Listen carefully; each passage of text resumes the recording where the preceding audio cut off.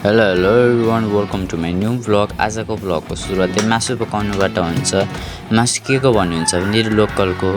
सुरुमा मैले तेल तताएँ, प्याज हालेँ अनि तेल चाहिँ राम्ररी खरिरहेको थियो। त्यही भएर मासु चाहिँ यस्तो थियो लुक्स दामी खालको रातो रातो मासु थियो। हो अनि मैले कराईमा हालेँ मासुलाई। हो मासु दामी भएर चाहिँ मासु चाहिँ हल्का चलाएँ, मजाले चलाएँ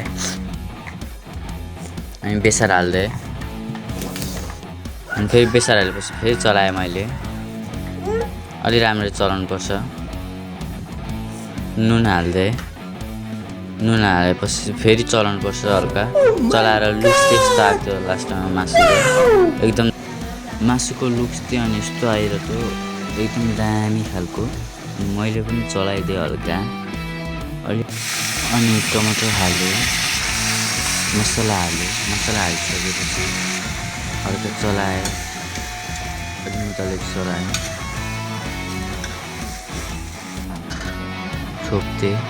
छोपिसकेपछि मजाले फेरि अनि खतरा खालको ग्रेभी टाइपको भएर थियो। अनि मजाले चलाएँ, फेरि छोपेँ अनि चिजले चलाएँ हल्का मजाले चलाएँ अनि पानी हालेँ